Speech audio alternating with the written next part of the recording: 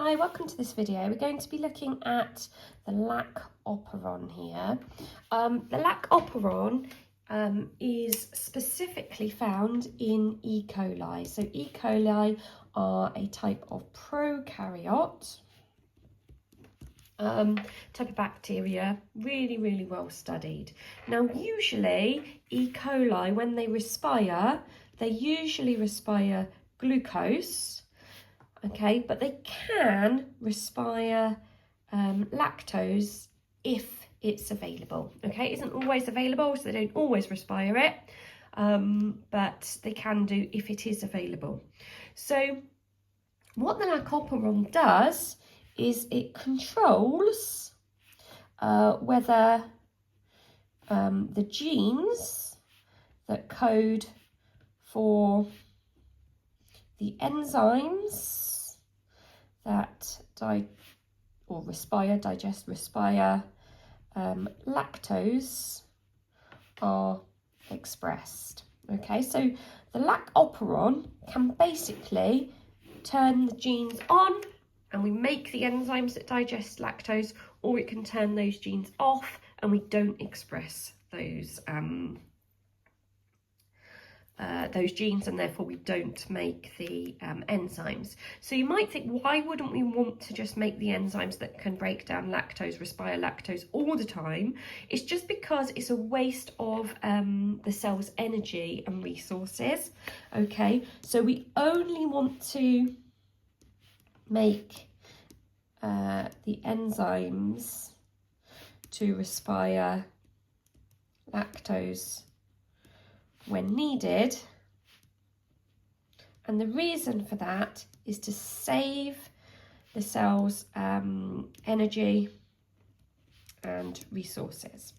Okay, so basically what we want to happen is if lactose is available, we want the genes to be expressed, which means we make the enzymes. And if lactose is not available, we want those genes to be not expressed, and we want to not make the enzymes, and therefore that will save the cell energy and resources. It's much more efficient. So let's have a look at how this actually works. So first of all, we're going to look at what happens when, what should we do first? Just deciding. First of all, let's think about what happens when there's no lactose. Okay, so let's look at no lactose first of all. So when there's no lactose, we need to get used to what it's going to look like. Sometimes we draw the regulatory gene down here, sometimes we don't. I'm going to draw it for this one here. Sometimes the regulatory drawn gene might be labelled like that. The regulatory gene, when there's no lactose, is going to produce a protein which is called a repressor. So this is a type of transcription factor. We know that transcription factors can be activators or repressors. So it makes a protein that's a repressor, which is a type of transcription factor. Okay, and sometimes this might be called the lac repressor. And we know that this repressor binds to a site called the operator. So downstream of this, we've got the promoter, and then we've got the operator. So this repressor protein binds to the operator site. Okay. And when it binds to the operator site like this, what actually happens is there's not enough space then for the polymerase to bind to the promoter site. So the RNA polymerase would ordinarily bind to this promoter site, but it can't bind because the promoter site doesn't have enough space because this repressor's in the way, so the polymerase can't bind to the promoter. Okay, so it can't bind to the promoter site. Okay, now if RNA polymerase is bound to the DNA, then it will transcribe these structural genes along here, which we might call A, B, C, D. Yeah, these are our structural genes.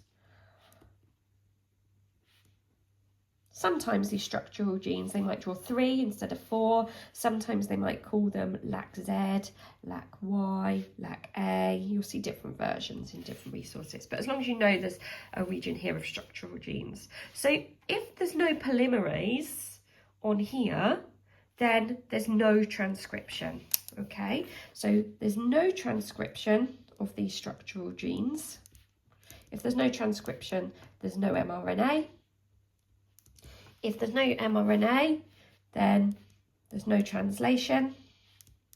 If there's no translation, there's no protein made. Okay, so the outcome of that is that we don't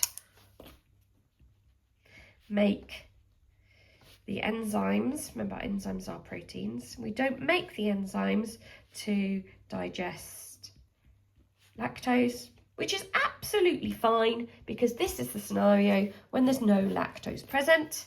So that's good because it saves the cell energy and resources. So let's look at what the opposite circumstance is. So what if there is lactose? I'm going to try and just keep that in view as we go so you can see them side by side. So how about if lactose is present? What will happen then? So here's our lac operon, just here. We've got R, then we've got promoter, operator, and then we've got our structural genes, however the question decides to label them. These are the genes that code for the proteins that are enzymes for respiring lactose. Okay, so this time what happens is this regulatory gene still codes for the lac repressor protein, okay, type of transcription factor. But this time what happens is that the lactose binds onto the lac repressor. So now we've got this combination of lactose and the repressor joined together. Now when the lactose is joined onto the repressor now has changed shape slightly and it can't now bind to the operator. So if the repressor hasn't bound to the operator, that means the promoter site isn't blocked. Remember in the previous scenario, when the repressor binds to the operator, it kind of overlaps the promoter. There's not enough room for the polymerase to bind to the promoter. But this time, the repressor can't bind to the operator because the lactose is bound to it. It's changed the shape of this molecule slightly, and now it can't bind, okay? So what can bind is the RNA polymerase.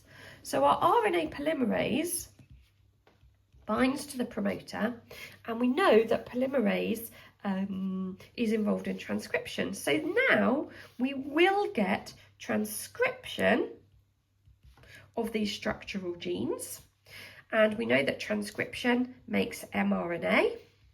Once we've got mRNA, we will then get translation, and we'll use that base sequence on the mRNA, 3 bases for 1 amino acid, and we'll make a polypeptide chain that will fold up into a protein. And this protein that's coded for by this one, by this one, by this one, by this one, this group of proteins that we've made are the proteins that digest or respire lactose, sorry. So we do make the proteins to respire lactose, which is handy because lactose is present, so now we can respire lactose, okay? So when there's no lactose, the repressor binds to the operator, the polymerase can't bind, there's no transcription translation, we don't make those enzymes because we don't need them. Whereas when there is lactose present, the lactose binds to the repressor, stops the repressor from binding to the operator. So then the RNA polymerase can bind to the promoter.